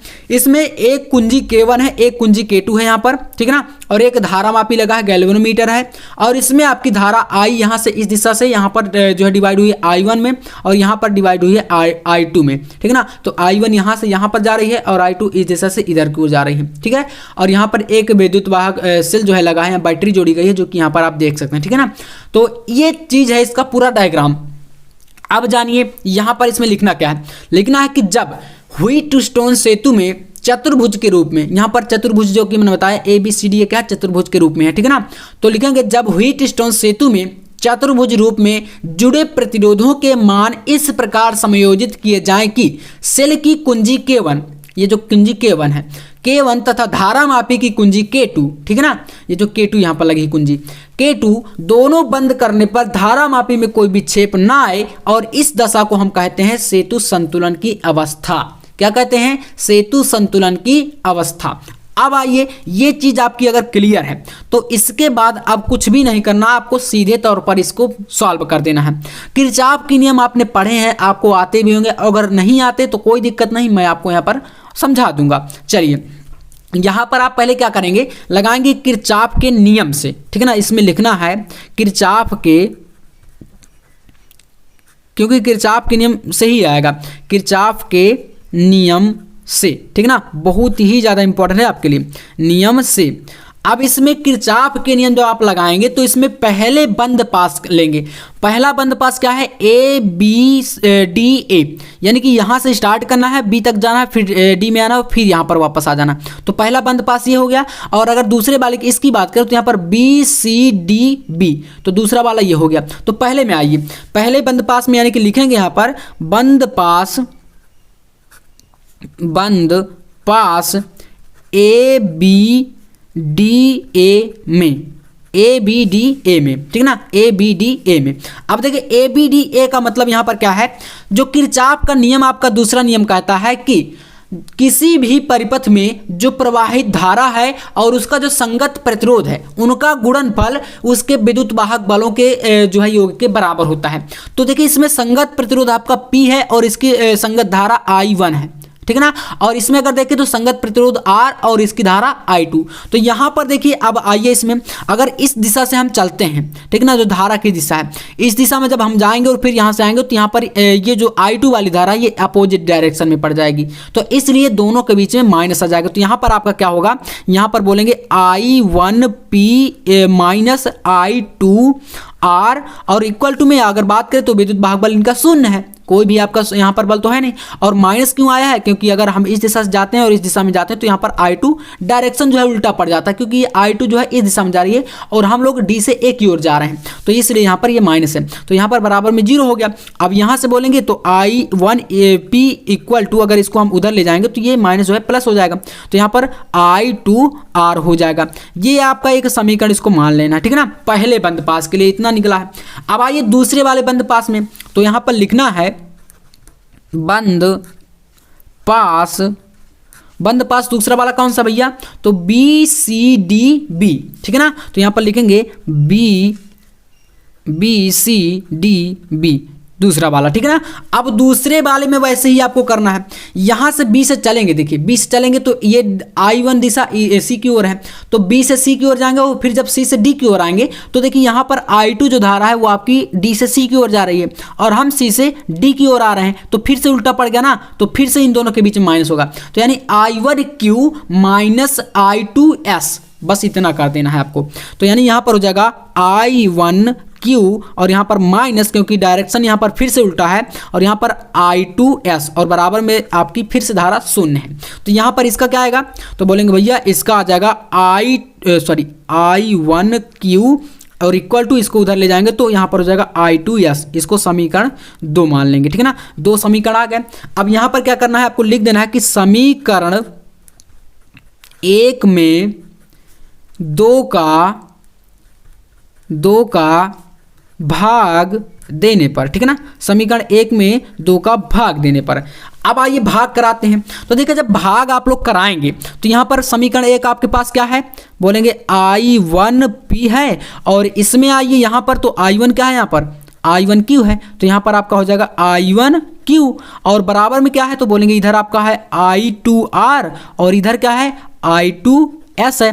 तो यहाँ पर देखिए I1 से I1, I2 से I2 कैंसिल हो गया, बचा कितना, तो बोलेंगे P/Q यहाँ पर बच रहा है और इधर क्या बच रहा है R/S, R/S। और यही दोस्तों क्या है, आपका व्हीटस्टोन सेतु का सिद्धांत है, P/Q बराबर R/S। ये आपके PQRS क्या है, ये प्रतिरोधों के मान है, ठीक है ना। तो इतना आपको क्या कराना है, यहाँ पर भैया करना है व्हीटस्टोन सेतु में, ठीक है ना। तो क्लियर है। चलिए 4 आपके डेरिवेशन यहाँ से कंप्लीट हो चुके हैं। अब आते हैं अपने यहाँ पर क्वेश्चन नंबर 5 में, जो कि बहुत ही ज़्यादा इंपॉर्टेंट है आपके लिए। और 5वां क्वेश्चन कह रहा है कि बायो-सेवर्ट नियम के सूत्र का निगमन कीजिए। भैया इसमें आपको क्या करना है, बायो-सेवर्ट नियम करना है। बायो-सेवर्ट नियम पढ़ा है ना आपने, मैंने भी आपको पढ़ाया है कई बार। तो आज के इस वीडियो में पूरा लॉन्ग तरीके से आपको मैं बताने वाला हूं कि बायो-सेवर्ट का नियम आपका आखिरकार कहता क्या है, ठीक है। तो चलिए समझिएगा यहाँ पर इसमें होता क्या है, चीज़ें पहले वो क्लियर हमें होना चाहिए, क्योंकि कोई भी चीज़ होती है उसका बेसिक सबसे इंपॉर्टेंट होता है, ठीक है ना, मेरा मानना यही रहता है। तो इसमें आपका एक पूरा चालक है, ठीक है ना, XY ये एक चालक है जो कि आपको यहाँ पर सांप के जैसे दिख रहा है, भैया सांप की तरह दिख रहा है, ठीक ना। तो ये आपका क्या है, एक चालक तार है। अब इसमें हम लोग क्या करते हैं, पूरे चालक में से एक छोटा सा पार्ट AB जो है मान लेते हैं कोई। यहाँ पर AB देखिए पूरा चालक XY है और इसमें यहाँ से यहाँ तक का हम एक अल्पांश यानी अल्प क्षेत्र या अल्प कह लें कि छोटा सा टुकड़ा, छोटा सा पार्ट AB हमने इसमें मान लिया। अब ये आपको जो इसकी लंबाई है, जो अल्पांश है, अल्पांश की लंबाई dl है और इससे r दूरी पर एक बिंदु P है।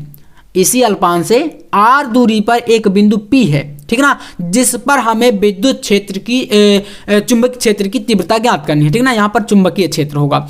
अब इसमें यहाँ पर जो इसके मतलब जो थीटा है, यहाँ पर ये रेखा है, रेखा जो है यहाँ पर थीटा कोण बना रही है चालक के बीच पर, ठीक है ना। तो ये आपको इस प्रकार से चित्र दिख रहा है। यहाँ पर लिखना क्या है वो समझ लीजिए। लिखेंगे माना XY एक चालक है, ठीक है ना, चालक है जिसमें विद्युत धारा I प्रवाहित हो रही है, ठीक है ना, I धारा प्रवाहित हो रही है। इस चालक के एक अति अल्प अवयव की लंबाई यहाँ पर dl है, ठीक है ना, अल्प क्षेत्र, इसकी लंबाई dl है। इसके बाद यहाँ पर आपको आगे बढ़ना है, लिखना है कि इस अल्पांश के कारण, इसी जो आपका ये अल्पांश है, इसी अल्पांश के कारण बिंदु ये जो P है, बिंदु P पर उत्पन्न चुंबकीय क्षेत्र की जो तीव्रता होगी वो हमारी dB होगी। अब आपकी ये निकालेंगे कैसे, वो चीज़ आपको समझाते हैं हम लोग। चलिए तो यहाँ पर सबसे पहले एक एक चीज़ को क्रम से समझना है, फिर आपको उन सभी को एक साथ एकत्र कर देना है। समझ रहे हैं ना।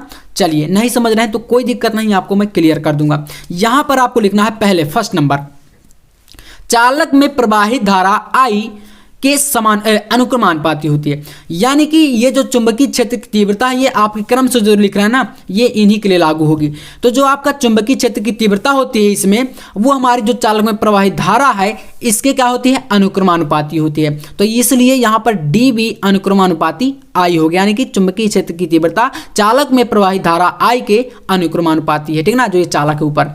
अब आइए दूसरा नंबर है कि चालक के अल्पांश की लंबाई यानी dl, जो हमारे चालक है इसकी जो अल्पांश dl, इसकी जो अल्पांश की लंबाई है वो हमारे चुंबकीय क्षेत्र की तीव्रता के अनुक्रमानुपाती है।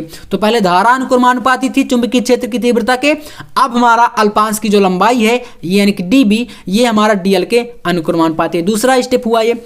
अब आइए तीसरा स्टेप, यही नियम है आपका, ठीक ना। तीसरा स्टेप कह रहा है कि बिंदु P से मिलाने वाली रेखा के बीच बनने वाले कोण की ज्या साइन के अनुक्रमानुपाती होता है, यानी dB अनुक्रमानुपाती साइन थीटा, यानी कि जो बिंदु P है यहाँ पर हमारा, इससे ये रेखा जो मिला रही है हमारी अल्पांश को, ठीक ना, ये आपका यहाँ पर थीटा कोण बन रहा है, तो इसकी ज्या यानी कि साइन के अनुक्रमानुपाती साइन थीटा के, तो यहाँ पर dB अनुक्रमानुपाती साइन थीटा। क्लियर है। अब 3 स्टेप हुए। चौथा स्टेप देखिए, चौथा वाला कह रहा है कि चुंबकीय क्षेत्र जो बिंदु P की अल्पांश से दूरी r के वर्ग के व्युत्क्रमानुपाती होता है। यहां पर जो आपका ये जो दूरी है, ठीक ना, r, ये इसका वर्ग चुंबकीय क्षेत्र की तीव्रता के व्युत्क्रमानुपाती होता है, ठीक ना, व्युत्क्रमानुपाती होता है। तो इसलिए यहां पर बताया गया है dB अनुक्रमानुपाती 1/r², 1/r²। तो जो बटे में पहुंच जाती है चीज वो हमारी व्युत्क्रमानुपाती हो जाती है। क्लियर है ना। तो बस अगर इतना चीज क्लियर है तो अब यहां से कुछ भी नहीं है, क्योंकि पूरा व्यंजक आपका आ चुका है। अब आपको कुछ नहीं करना, क्या करना है, सभी को पूरा का मिला के मतलब रख देना है, सभी को एक साथ, जितने भी चीजें हमने यहाँ पर करी हैं। तो चलिए रखते हैं। यहां पर आपका आएगा dB यानी कि चुंबकीय क्षेत्र की तीव्रता बराबर, यहाँ पर अनुक्रमानुपाती लगाएंगे। और अब आइए इसमें देखिए, यहाँ पर I आपका अनुक्रमानुपाती है, तो यहाँ पर लिखेंगे I, ठीक है ना, I, और फिर आपका dl, इंटू में आपको करना है dl, फिर आपका इंटू में क्या है, यहाँ पर बोलेंगे भैया साइन थीटा है, तो लिखेंगे साइन थीटा, ठीक है। और फिर आप आइए इसमें, तो व्युत्क्रमानुपाती है, बटे में है, तो इसलिए इसको हम लोग बटे में लिखेंगे r²। इतना चीजें हम सभी को मिला के यहाँ पर रख दिए, ठीक ना। तो मिला के चीजें जो लिखे वो तो आपका क्लियर हो गया होगा। आप बोलेंगे भैया यहाँ पर आपका ये अनुक्रमानुपाती जो है इसको हम हटाना चाहते हैं। तो देखिए जब इस नियतांक को आप हटाएंगे तो यहाँ पर लिखेंगे dB और इक्वल लगाएंगे, तो यहाँ पर इसको हटाने के लिए आपको जोड़ना पड़ेगा μ0/4π, ठीक है ना, μ0/4π, इतना ये जुड़ जाएगा। तो इतना जुड़ने के बाद यहाँ पर क्या बना, IDL, ठीक है ना, dl sine theta upon r²। और यही है मेरे प्यारे दोस्तों आपका बायो-सेवर्ट नियम का आंसर, ठीक है ना। कंप्लीट व्यंजक आपका यहाँ से समाप्त हो जाता है। इतना आपको निकाल के रख देना है, ये आपका पूरा नंबर आपका यहाँ से दिला के जाएगा। क्लियर है ना। तो चलिए क्लियर आपका हो भी गया होगा। तो इसी के साथ अगर अभी तक आपने सब्सक्राइब नहीं किया और वीडियो को लाइक नहीं किया तो कर देना है, ठीक है ना। चलिए अब बढ़ते हैं नेक्स्ट क्वेश्चन पर। तो अगला क्वेश्चन आपका यहाँ पर आता है क्वेश्चन नंबर 6, या कह सकते हैं मोस्ट इंपॉर्टेंट डेरिवेशन, बहुत ही ज्यादा भैया इंपॉर्टेंट है, ठीक है ना, VVI। वेरी जितने भी क्वेश्चन बता रहा हूं सभी एकदम इंपॉर्टेंट है। आपका डेरिवेशन का टेंशन आज से खत्म होने वाला है। तो चलिए क्वेश्चन कह रहा है कि दो समांतर धारावाही चालकों के बीच, क्या कह रहा है, दो समांतर धारावाही चालकों के बीच कार्य करने वाले बल के लिए सूत्र निकालिए, ठीक है ना। कार्य करने वाले दो समांतर धारावाही चालक हैं और उनके भी जो बल कार्य करता है वो आपको सूत्र ज्ञात करना है। आपको पता है ये डेरिवेशन कई बार आया है। यहां पर अगर आप देखें तो AB एक चालक है, ठीक ना, AB एक चालक है, एक चालक आपका CD है, दोनों के बीच की दूरी स्मॉल d है, और यहां पर I1 धारा प्रवाहित हो रही है पहले चालक में और दूसरे चालक में I2 धारा, ठीक है ना। इतना चीज क्लियर है। चलिए लिखना क्या है वो समझिए। लिखेंगे कि माना AB और CD दो समांतर चालक हैं। दो समांतर का मतलब क्या है कि दोनों बराबर हैं, ठीक है ना, दोनों बराबर हैं और दोनों में दिशा, जो धारा की दिशा है वो भी बराबर है। एक चीज यहां पर ये आपको समझना है दोस्तों कि अगर पहले चालक में जो धारा प्रवाहित हो रही है, अगर ये A से B की ओर जा रही है, तो आपकी अगर दूसरे चालक की धारा C से D की ओर जाएगी तो दोनों की डायरेक्शन क्या होगी, सेम है। और ऐसी स्थिति में जो आपका चालक के बीच जो है बल कार्य करेगा वो आपका आकर्षित करेगा, आकर्षण बल।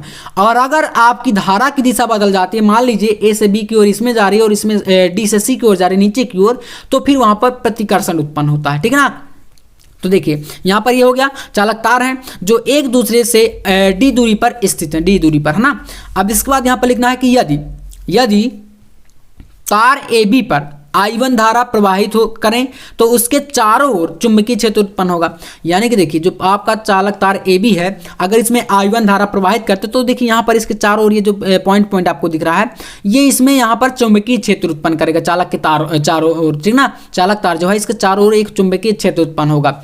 तो अब यहाँ पर देखिए आपको लिखना है कि चुंबकीय क्षेत्र उत्पन्न होता है तो चालक AB से D दूरी पर चुंबकीय क्षेत्र की तीव्रता, तो ये आपका जो तीव्रता आएगी B बराबर ये आपकी यहाँ पर आएगी म्यू नॉट अपॉन 2 पाई और यहाँ पर हो जाएगा 2I1, क्योंकि पहले चालक में तार में हम निकाल रहे हैं तो इसमें I1 धारा है, तो 2I1 और बटे D जो कि चालक से कुछ दूरी पर है ना, जितनी दूरी पर चुंबकीय क्षेत्र उत्पन्न है उतनी ही दूरी यहाँ पर आपकी D है। इतना क्लियर है? तो बस इतना अगर क्लियर है तो ये आपका एक फार्मूला है, ठीक है ना, एक फार्मूला है। कौन सा फार्मूला है? तो बोलेंगे चालक AB से D दूरी पर उत्पन्न चुंबकीय क्षेत्र की तीव्रता का। तो ये हो गया। अब इसके बाद आपको आना है दूसरे चालक में, लिखना है दूसरे चालक तार CD, जो कि दूसरा वाला यहाँ पर CD है ना, इसके लिए तो लिखेंगे दूसरे चालक तार CD में I2 धारा प्रवाहित हो रही है। इसमें कौन सी धारा है? तो यहाँ पर I2 आप देख रहे हैं ना आप लोग, तो यहाँ पर इसमें I2 धारा प्रवाहित हो रही है। तो इसके लिए यहाँ पर लिखेंगे कि CD में I2 धारा प्रवाहित हो रही है, अतः चालक CD के L लंबाई पर लगने वाला बल। अब आपको चालक जो आपका CD, ठीक है ना, CD चालक दूसरा वाला, इसकी L लंबाई पर लगने वाला बल आपको ज्ञात करना। तो इसका भैया सूत्र जो होता है बल का वो हमारा होता है F बराबर, बल आपको पता ना, F से डिनोट करेंगे। तो यहाँ पर हो जाएगा F बराबर, इसमें दूसरे चालक में CD में कौन सी धारा? तो I2 धारा। तो F इक्वल टू I2 और कितनी लंबाई पर? L लंबाई पर, तो L हो जाएगा। और यहाँ पर आपका चुंबकीय क्षेत्र जो कि B है, तो इसका आपका B चुंबकीय क्षेत्र, और यहाँ पर भैया आपका साइन थीटा, जो कि थीटा आपका यहाँ पर 90 डिग्री, क्योंकि ये आपका लंबवत है यहाँ पर, तो इसलिए 90 डिग्री साइन 90 का मान आपको पता है कितना होता है? तो बोलेंगे 1 होता है, ठीक ना, 1 होता है। तो यहाँ पर कितना बनेगा ये? तो बोलेंगे ये बनेगा F बराबर I2L और यहाँ पर B, क्योंकि साइन 90 का मान 1, तो 1 को आपको गुणा कराएंगे तो इतना ही आएगा। तो F इक्वल टू I2LB इतना बनाना। अब देखिए इसके बाद B का वैल्यू आप यहाँ पर निकाले हैं म्यू नॉट अपॉन 2 पाई 2I अपॉन D। तो अब क्या करना है? B की जगह पर आपको उसी मान को रख देना। तो यह बराबर I2L और B की जगह पर रखेंगे भैया यहाँ पर म्यू नॉट, यहाँ पर ये है ना, म्यू नॉट अपॉन 2 पाई और 2I1 अपॉन D, ये ठीक है ना। तो इतना हम लोग इसमें रख दिए। जब इतना रख देंगे अब इसको क्या करेंगे? आपको पूरा का पूरा सेपरेट करना है। सेपरेट करेंगे जब तो आपका यहाँ पर F बराबर क्या बनेगा? F बराबर बनेगा म्यू नॉट अपॉन 2 पाई को पहले ले आइए, तो यहाँ पर म्यू नॉट अपॉन 2 पाई यहाँ पर आपका इधर आ गया। जब आपका ये, अगर देखिए यहाँ पर एक चीज़ आपको ये समझना है, अगर आप इसको चाहें तो 4 पाई भी बना सकते हैं, ठीक ना, तो इसको आप 4 पाई भी बना सकते हैं। अब यहाँ पर एक चीज़ आपको ये क्लियर करना है, अगर आप इसको 4 पाई बनाना चाहते हैं तो ऊपर आपको 2 का मल्टीप्लाई करना पड़ेगा, ठीक है ना, 2 का मल्टीप्लाई करना पड़ेगा। तो यहाँ पर आपको इसको देखिए क्या करना है, यहाँ पर इसको आप 4 पाई कर देंगे और इसमें क्या बचेगा? यहाँ पर I1 और I2 है ना ऊपर की तरफ, तो यहाँ पर 2L पहले कर दीजिए 2L और फिर आपका I1 I2 बचा, तो I1 इंटू I2, ठीक है, और बटे में आपका D है। तो बस इतना आपका ये क्या बन गया? 2 समांतर धारावाही चालकों के बीच बल जो कार्य कर रहा है उसका सूत्र। इतना आपको यहाँ पर ज्ञात करके निकाल देना, ठीक है। तो इतना अगर आपको क्लियर है तो बस आपका यहाँ से आंसर भी आ जाएगा। और अगर आप चाहते हैं इसको और सेपरेट करना तो जो L है ना, कहीं कहीं पर L को जो है F के बटे में ला कर रख दिया जाता है, L को F के बटे में, तो F upon L equal to mu naught upon 4 pi और 2I1 into I2 upon D, ये भी फार्मूला बन जाता है। तो इसमें आपको कंफ्यूज नहीं होना, बस ऐसे ही आपको कर देना है और इतना आप अगर कर देते हैं तो पूरा का पूरा आपका व्यंजक सही माना जाएगा। तो ये आपके 6 क्वेश्चन यहाँ से कंप्लीट हो चुके हैं। अब चलिए नेक्स्ट क्वेश्चन देखते हैं हमारा यहाँ पर क्वेश्चन नंबर 7। 7वां क्वेश्चन देखिए कह रहा है कि धारावाही लंबी परिनालिका के स्वप्रेरकत्व का सूत्र स्थापित कीजिए। कौन सा? धारावाही लंबी परिनालिका के लिए स्वप्रेरकत्व का सूत्र स्थापित कीजिए। तो इसके लिए आपको थ्योरी लिखना है बस, और कुछ भी नहीं करना। इसमें थ्योरी में देखिए क्या करना है कि माना एक लंबी वायु कोण परिनालिका जिसकी लंबाई L है, ठीक है ना, परिनालिका की लंबाई हमारी L है, तथा क्वेश्चन को समझ लीजिएगा, स्क्रीनशॉट ले लीजिए या तो इसको आपको समझना है अच्छे से, इंपॉर्टेंट बहुत ज़्यादा है। तो माना एक लंबी वायु कोण वाली परिनालिका की लंबाई L है तथा परिच्छेद क्षेत्रफल A है, तो परिनालिका में फेरों की संख्या जो कुल संख्या हो जाएगी वो हमारी n होती है। फेरों की संख्या को हम वैसे भी n से ही डिनोट करते हैं। तो n है तथा उसमें प्रेरित धारा I है, ठीक है ना, उसमें प्रेरित धारा I है। तब परिनालिका के भीतर चुंबकीय क्षेत्र जो हो जाएगा वो हमारा होगा म्यू नॉट NI/L। I आपकी क्या है, धारा है, n आपका फेरों की संख्या है, L आपकी परिनालिका की लंबाई है, ठीक है, इतना हुआ। और आपका म्यू नॉट क्या है, तो म्यू नॉट निर्वात की चुंबकशीलता है। इतना ये बना आपका चुंबकीय क्षेत्र, इसका फॉर्मूला। अब इसके बाद लिखना है कुंडली के प्रत्येक फेरे से बद्ध चुंबकीय फ्लक्स फाई बराबर होता है आपका फॉर्मूला BA। फाई बराबर क्या होता है, BA होता है। और B का मान आपके पास यहाँ पर है, तो B की जगह पर आप लोग इस पूरी वैल्यू को रख देंगे जो कि यहाँ पर रखा गया है। और इंटू में क्या है, A है, तो ये इंटू में A हो गया है ना यहाँ पर। तो ये आपका कुंडली से बद्ध चुंबकीय फ्लक्स की जो है वैल्यू आ चुकी है फाई बराबर। अब इसके बाद लिखना है अतः परिनालिका के सभी फेरों से बद्ध कुल चुंबकीय फ्लक्स, यानी अतः परिनालिका से के सभी फेरों से बद्ध कुल चुंबकीय फ्लक्स n फाई। जब आपका फेरों की बात आएगी तो यहाँ पर इसमें n का मल्टीप्लाई हो जाएगा, है ना, फेरों की संख्या का गुणा। तो यहाँ पर n का जब गुणा करा दिए तो n1 और यहाँ पर n और n दोनों का मल्टीप्लाई हुआ तो ये n² बन गया। बस फार्मूला तो वही है। इसके बाद लिखना है परंतु परिनालिका के सभी फेरों से बद्ध कुल चुंबकीय फ्लक्स n फाई बराबर Li होता है, ठीक है ना। तो n फाई बराबर Li हुआ, तो यहाँ पर जहाँ L क्या है आपका, L स्वप्रेरकत्व है, क्योंकि हमें इसमें स्वप्रेरकत्व ही ज्ञात करना है, स्वप्रेरकत्व का सूत्र ही निकालना है। तो L बराबर आपका बनेगा I जो है इसके बटे में आ जाएगा, तो L equal to n phi upon I, इतना बनाना। अब इसके बाद यहाँ पर L equal to mu naught n² IA/Li, ठीक है ना, इतना बन गया। तो यहाँ पर जो n की वैल्यू हमने निकाला था इसमें, तो ये आपका Ni का जो वैल्यू निकाला था ये वाला, इसकी जगह पर इस वैल्यू को हमने यहाँ पर रख दिया। और फाइनल आपका आंसर क्या आएगा, L equal to mu naught n² A/L। और स्वप्रेरकत्व हो तो इसका मात्रक हो जाएगा आपका हेनरी, ठीक है ना। तो इतना पूरा का पूरा ये आपका डेरिवेशन है जो कि आपको अच्छे से समझ लेना। इसमें वैसे ज़्यादातर थ्योरी थी, तो थ्योरी आपको समझ लेना, ठीक है ना, इस प्रकार से। तो यहाँ से इतने आपके पूरे मोस्ट इंपॉर्टेंट जितने भी क्वेश्चन हैं ये कंप्लीट होते जा रहे हैं, ठीक है ना। और अभी आपको वीडियो को छोड़ कर नहीं जाना, बिल्कुल मेरे साथ जुड़े रहना। नेक्स्ट आपका एक तड़कता भड़कता क्वेश्चन आ चुका है, ट्रांसफार्मर। भैया ये क्वेश्चन भी 5 नंबर के लिए आता है, ठीक ना। कितने नंबर का आता है बोलेंगे सर, तो 5 नंबर का। चलिए ट्रांसफार्मर को पहले बेसिक से हम लोग समझते हैं। पहले जानिए कि ट्रांसफार्मर है क्या, ठीक ना। ट्रांसफार्मर है क्या, उसके बाद इसके प्रकार हो गए, कार्यविधि हो गई, सिद्धांत हो गया, सब जानेंगे, ठीक है ना, अच्छे से। तो ये भी टॉपिक आपका क्लियर हो जाएगा। देखिए ट्रांसफार्मर एक ऐसी युक्ति है जो प्रत्यावर्ती वोल्टता को बढ़ा देता है या घटा देता है। मतलब समझ रहे हैं ना, ट्रांसफार्मर एक प्रकार की युक्ति है जो कि प्रत्यावर्ती वोल्टता को या तो बढ़ा देगा और या तो घटा देगा। अब कौन सा बढ़ाता है कौन सा घटाता है, इसके लिए हमें नेक्स्ट पढ़ना पड़ेगा आगे। देखिए यहाँ पर फर्स्ट है अपचाई ट्रांसफार्मर। ये 2 प्रकार के होते हैं, ठीक है ना। एक होता है अपचाई, एक होता है उच्चाई, दोनों को हम जानेंगे। देखिए जो अपचाई ट्रांसफार्मर होता है, ये ट्रांसफार्मर प्रत्यावर्ती वोल्टता को घटा देता, क्या करता है, घटाता है अपचाई ट्रांसफार्मर, किंतु धारा के मान को बढ़ा देता है। क्या करता है, धारा के मान को बढ़ा देता है। और इसमें यहाँ पर देखिए पटलित कोण लगाए जाते हैं। इसमें 2 कुंडलियाँ होती है, प्राथमिक और द्वितीयक, ठीक है ना। प्राथमिक मतलब प्राइमरी और द्वितीयक मतलब सेकेंडरी। तो इसमें जो आपका अपचाई ट्रांसफार्मर होगा दोस्तों, इसमें प्राथमिक कुंडली में फेरों की संख्या ज़्यादा होती है, अधिक होती है। और यहाँ पर आप देख भी पा रहे होंगे इसमें ज़्यादा फेरे हैं। और जो द्वितीयक कुंडली होती है इसमें फेरों की संख्या कम होती है। क्लियर है ना। आप देखिए दूसरा वाला उच्चाई ट्रांसफार्मर। उच्चाई ट्रांसफार्मर जस्ट अपोजिट होता है अपचाई का। कैसे, यह ट्रांसफार्मर प्रत्यावर्ती वोल्टता को बढ़ाता है और जो आपका अपचाई ट्रांसफार्मर होता है वो प्रत्यावर्ती वोल्टता को घटा देता है और धारा के मान को बढ़ाता है। लेकिन ये क्या करता है, प्रत्यावर्ती वोल्टता को बढ़ाता है और धारा को घटा देता है। तो एक दूसरे के अपोजिट हो गए। जैसे इसमें देखें तो प्राथमिक कुंडली में फेरों की संख्या कम होती है और द्वितीयक में आपकी फेरों की संख्या ज़्यादा होती है। और इसमें आ जाइए तो यहाँ पर प्राथमिक में फेरों की संख्या ज़्यादा है और द्वितीयक में कम है। तो मतलब मेरे कहने का ये मतलब है कि आप एक को याद कर लीजिए, दूसरा आपको जस्ट उसके अपोजिट कर देना है, तो वो अपने आप तैयार हो जाएगा, है ना। क्लियर है ना। अब देखिए इसकी कार्य विधि, देखिए कार्य विधि मतलब ये कार्य कैसे करता है, ये सबसे इंपॉर्टेंट बात है ना।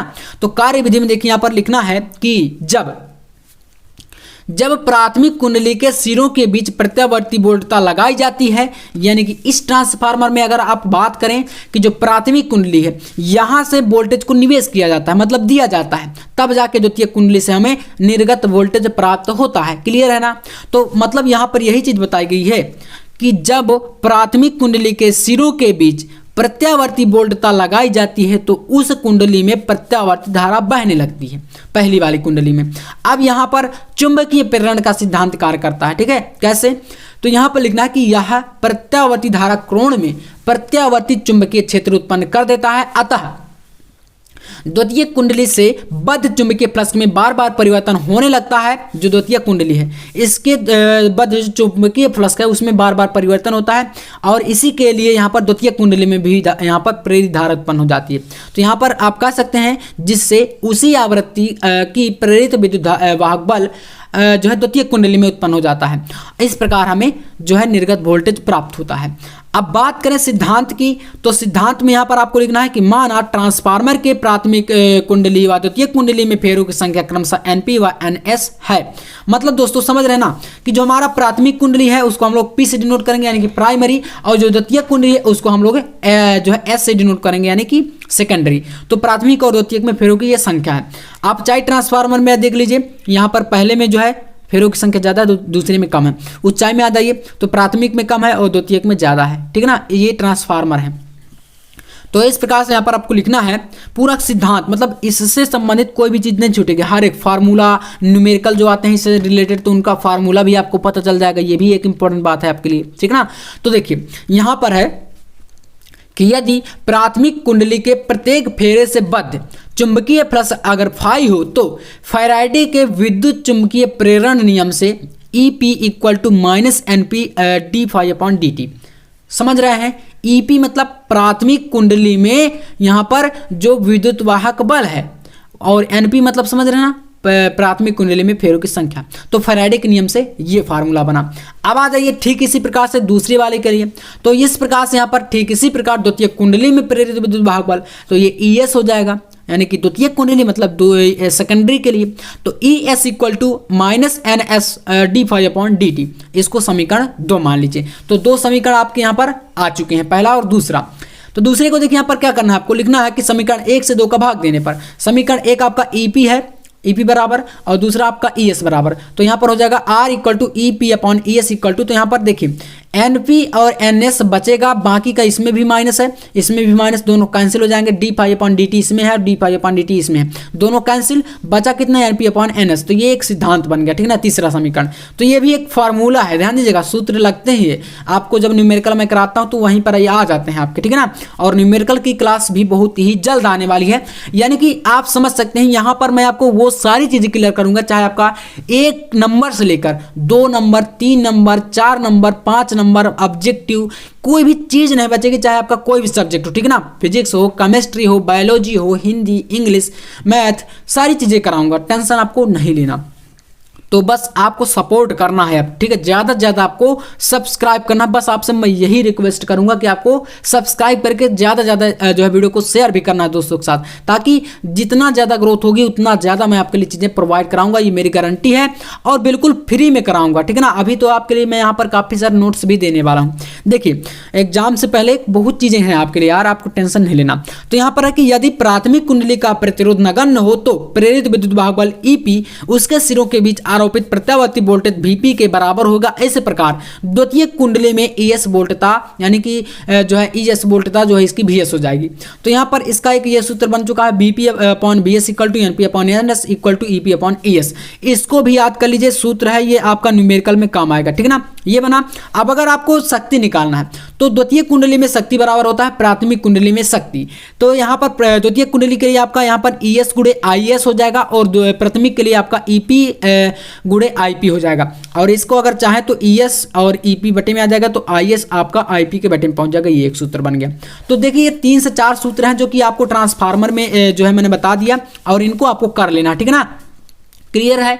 तो ये आपका ट्रांसफार्मर जो है काफ़ी ज़्यादा इंपॉर्टेंट टॉपिक है जो कि मैंने आपको बता दिया।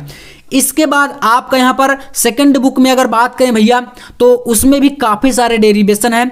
तो इसके लिए आपको प्रकाशिकी के डेरिवेशन यानी कि जो आपका किरण प्रकाशिकी यूनिट है ना, उसके जितने भी मोस्ट इंपॉर्टेंट डेरिवेशन है उसको मैं एक वीडियो में कराऊंगा, ठीक है ना। इसी प्रकार से उससे पहले आपको एक क्वेश्चन करा देता हूँ लॉजिक गेट, जो कि ये भी काफ़ी महत्वपूर्ण है, ठीक है ना, लास्ट से है और ये आपका आता है। अब काफ़ी सारे यहाँ पर स्टूडेंट बोलेंगे भैया ये हट गया, ऐसा नहीं है यार, यूपी बोर्ड में भी आता है, एमपी बोर्ड में भी आता है, अदर स्टेट बोर्ड जितने भी एनसीईआरटी पैटर्न पर है ना सभी में आता है, तो आपको टेंशन नहीं लेना, ठीक है, और इसको पढ़ लेना। चलिए लॉजिक गेट में समझते हैं यहाँ पर क्या क्या आपको पढ़ना है। देखिए लॉजिक गेट में पढ़ना है कि ऐसे विद्युत परिपथ, लॉजिक गेट क्या होता है, ऐसे विद्युत परिपथ जो किसी सिग्नल को जाने देते हैं और किसी सिग्नल को रोक देते हैं, लॉजिक गेट कहलाते हैं। ये इसमें मुख्य रूप से 3 प्रकार के गेट आपको पढ़ना है, एक होता है और गेट, एक है एंड गेट, एक है नॉट गेट। 3 गेट आपको पढ़ने हैं, ठीक है ना। तो चलिए पहले और गेट को हम लोग क्लियर करते हैं। और गेट में क्या है, देखिए यहाँ पर इस गेट में 2 या 2 से अधिक निवेशी सिग्नल तथा एक निर्गत सिग्नल होता है, क्लियर है। और यदि और गेट में ए और बी 2 निवेशी सिग्नल और एक जो है निर्गत सिग्नल y हो तो इसको हम लोग इस प्रकार से डिनोट करते हैं, y equal to A plus B. यानी जो आपका और गेट होता है इसमें 2 या 2 से अधिक निवेशी सिग्नल होते हैं। निवेशी मतलब समझ रहे हैं, जो दिए जाए किसी सिग्नल को, ठीक है ना, किसी चीज़ को जो सिग्नल दिया जाता है वो निवेश और जो प्राप्त किया जाए वो आपका निर्गत। तो यहाँ पर 2 आपके ए और बी निवेशी और आपको प्राप्त होता है y निर्गत, ठीक है। इसका लॉजिक प्रतीक की बात करें तो इस प्रकार से होता है, और गेट का ए और बी निवेशी हो गए और यहाँ पर y आपको निर्गत प्राप्त हो रहा है, y equal to A plus B, clear है। सत्ता सारणी हो गई और यहाँ पर इसका तुल्य परिपथ है, देखिए इस प्रकार से। यहाँ पर ये बल्ब है, इसमें ए बी 2 सिग्नल है, यहाँ पर ये बैटरी है और इसमें देखिए सत्यता सारणी में क्या होता है समझिएगा।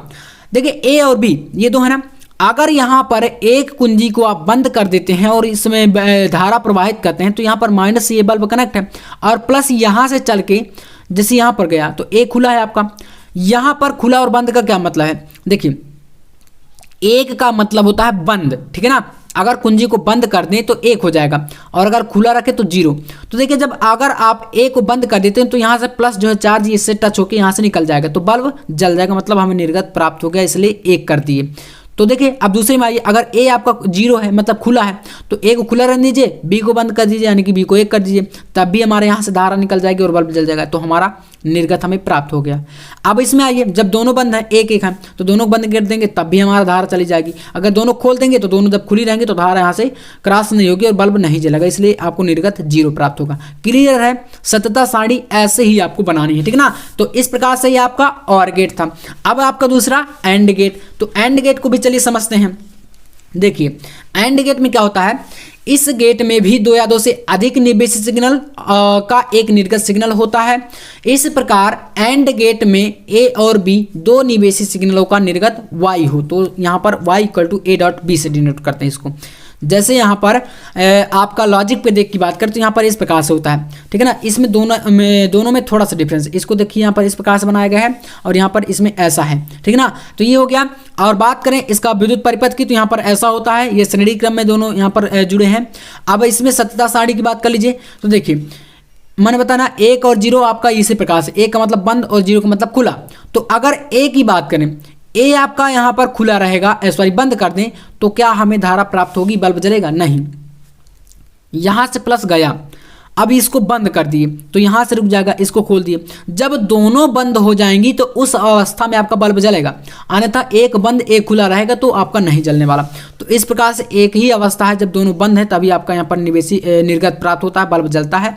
बाकी में अगर आप दोनों खोल दे तो नहीं जलेगा, एक को खोल दें एक को बंद कर दे तो नहीं जलेगा। इसी प्रकार से यहाँ पर ये आपको निर्गत सिग्नल देता है। तो ये हुआ। अब आपका अगला जो गेट आता है वो हमारा है नॉट गेट, ठीक है ना, नंबर 3। तो नॉट गेट को भी चलिए समझ लीजिए। नॉट गेट में क्या होता है, देखिए नॉट गेट में है कि नॉट गेट में एक निवेशी सिग्नल तथा एक निर्गत सिग्नल होता है। इसमें एक ही निवेशी और एक ही निर्गत होता है। नॉट गेट में ए निवेशी सिग्नल का निर्गत सिग्नल y हो तो इसे हम लोग y इक्वल टू ए बार इस प्रकार डिनोट करते हैं। कैसे, y बराबर ए बार से, ठीक है ना, ये आपका बार होता है ऊपर इस प्रकार से। तो ये हो गया। अगर लॉजिक प्रतीक की बात करें तो इस प्रकार से होता है, एक सिग्नल आपका निवेशी है और एक ही निर्गत है, y इक्वल टू ए बार। अगर इसके विद्युत परिपथ की बात करें तो इस प्रकार से होता है, विद्युत परिपथ यहाँ पर ये बैटरी है और इसमें ये जुड़ा है, और यहाँ पर सत्यता सारणी, यहाँ पर एक निवेशी एक निर्गत। तो यहाँ पर देखिए, अगर आप एक मतलब जीरो, जैसे इसको हम लोग खोल दें, कुंजी खुली है तो आपका प्लस यहाँ से गया इसमें टच और माइनस यहाँ से टच, तो ये बल्ब जल जाएगा। अगर इसको बंद कर देंगे आप लोग यहाँ पर, तो जैसे यहाँ पर एक को जो है एक को एक कर दें, यानी कि बंद कर दिया हम लोग मान लीजिए, तो यहाँ पर निर्गत हमें जीरो प्राप्त होगा, क्योंकि जैसे आप लोग इसको बंद कर दिए, तो अगर जब बंद कर देंगे तो यहाँ पर प्लस और माइनस आपस में टच हो जाएंगे, फ्यूज हो जाएगा, तो बल्ब नहीं जलेगा, इसलिए यहाँ पर हमें निर्गत नहीं प्राप्त हुआ, है ना। क्लियर है ना। तो इस प्रकार से हमने लॉजिक प्रतीक यानी लॉजिक गेट को भी अच्छे से समझ लिया है। और दोस्तों आज के वीडियो में बस इतने ही डेरिवेशन हम लोग जानने वाले हैं, बाकी के नेक्स्ट वीडियो में हम लोग जितने भी इंपॉर्टेंट डेरिवेशन हैं जानेंगे। तो इसके लिए आपको करना क्या है, आपको पता है, ठीक है ना। चैनल को सब्सक्राइब कर लीजिए ताकि एक भी वीडियो मिस ना हो। और नेक्स्ट वीडियो आपको इसी प्रकार से केमिस्ट्री में भी आएगी। जितने भी स्टूडेंट कमेंट करते कि भैया हमें प्रॉब्लम है इसमें वीडियो लाइए, केमिस्ट्री में, फिजिक्स में, आपको टेंशन नहीं लेना, मैं ऑलरेडी ऐसी वीडियो आपको लाने वाला हूं कि आपकी तैयारी बहुत ही बेस्ट तरीके से हो जाएगी। आपको टेंशन बिल्कुल नहीं लेना, बस क्या करना है, आपको मुझे सपोर्ट करना, बस आपके बहुत ही ज़्यादा सपोर्ट की मुझे ज़रूरत है अभी, ठीक है ना। तो इतना आप करिए। चलिए मिलते हैं नेक्स्ट वीडियो में नेक्स्ट टॉपिक के साथ, तब तक के लिए जय हिंद, वंदे मातरम।